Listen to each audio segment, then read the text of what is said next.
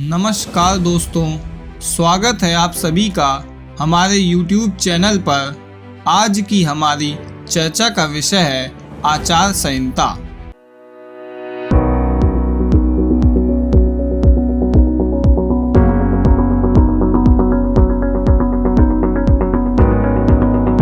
जहां हमारे उत्तर भारत में सर्दी का मौसम है, वहीं दूसरी ओर उत्तर भारत के कुछ राज्यों में चुनावी माहौल गरमाया हुआ है। इसी दौरान चुनाव आयोग के द्वारा इन राज्यों में आचार संहिता लागू कर दी गई है। आपके मन में यह सवाल तो आता होगा कि आचार संहिता क्या होती है। कुछ लोगों को लगता है कि इसमें चुनाव प्रचार की होल्डिंग्स, फ्रेम हटा दिए जाते हैं, पर केवल ऐसा नहीं है। आचार संहिता लागू होने के बाद उस राज्य की बहुत सारी व्यवस्थाएं बदल जाती हैं, जिस पर हम एक एक करके चर्चा करते हैं। जब चुनाव आयोग के अध्यक्ष बताना शुरू करते हैं कि चुनाव किस प्रकार से और कितने चरणों में होंगे, उसी समय से आचार संहिता लागू हो जाती है और चुनाव के परिणाम आने के बाद ही खत्म होती है। आचार संहिता का मुख्य उद्देश्य है कि चुनाव को निष्पक्ष एवं साफ सुथरा बनाना, फ्री फेयर चुनाव कराना, जिससे कोई भी व्यक्ति धन बल के जोर से चुनाव न जीत सके। आचार संहिता बूथ कैप्चरिंग, चुनावी हिंसा, बैलेट बॉक्स लूटना जैसी घटनाओं को भी रोकता है। यह समय से पहले सरकार के विघटन को भी रोकता है। आचार संहिता लागू होने के बाद कई सारी चीज़ों पर रोक लग जाती है, जैसे सत्ताधारी पक्ष चुनाव प्रचार के लिए सरकारी गाड़ी का इस्तेमाल नहीं करेंगे, किसी सरकारी कर्मचारी की पोस्टिंग और ट्रांसफ़र नहीं होगा, सत्ताधारी पक्ष विज्ञापन के लिए जनसंपर्क द्वारा सरकारी फंड का इस्तेमाल नहीं कर सकती, सत्ताधारी पक्ष नई योजना की शुरुआत तथा किसी भी नए प्रोजेक्ट का शिलान्यास नहीं करेंगे, सायरन वाली गाड़ी का इस्तेमाल कोई भी नहीं करेगा, सत्ताधारी पक्ष को सरकारी चीज़ों का गलत फ़ायदा उठाने से रोकता है।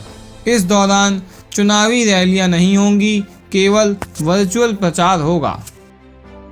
आचार संहिता लगने के बाद सभी सरकारी कर्मचारियों का कंट्रोल चुनाव आयोग के पास आ जाता है।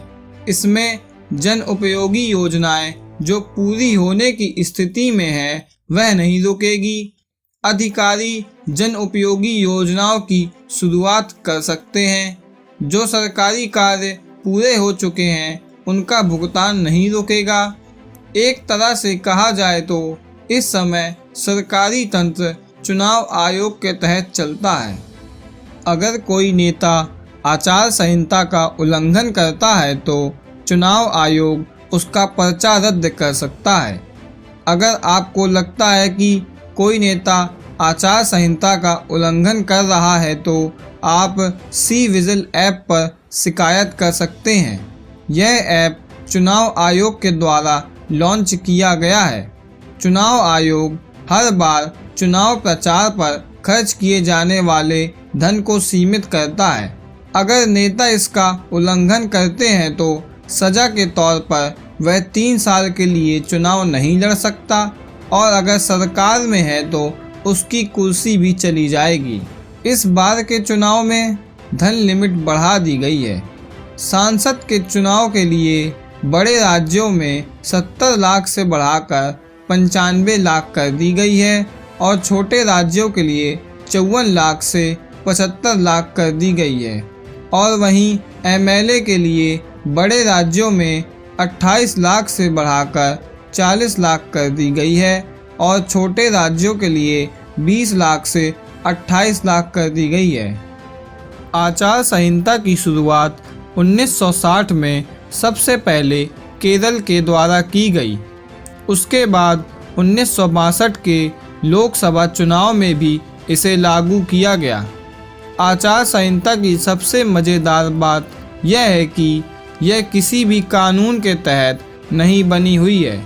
यह सभी राजनीतिक दलों की सहमति से बनी है। आचार संहिता लगने के कुछ नुकसान भी हैं। इसके लागू होने के बाद सरकारी कामकाज लगभग पूरी तरह से ठप पड़ जाता है, क्योंकि सभी मंत्रीगण चुनाव में व्यस्त हो जाते हैं और बार बार चुनाव से प्रशासन प्रभावित होता है, जिससे पैसे की बर्बादी भी होती है। आपकी जानकारी के लिए बता दें कि चुनाव आयोग की स्थापना 25 जनवरी 1950 को हुई थी और इसी दिन भारत में राष्ट्रीय मतदाता दिवस भी मनाया जाता है और स्वतंत्र भारत के पहले चुनाव 1951 में हुए थे। दोस्तों, अगर आपको हमारी वीडियो पसंद आई हो तो इसको लाइक कर दें, चैनल को सब्सक्राइब कर दें और इस वीडियो को अपने सभी दोस्तों के साथ शेयर कर दें। मैं मिलता हूं आपसे नेक्स्ट वीडियो में, तब तक के लिए बाय।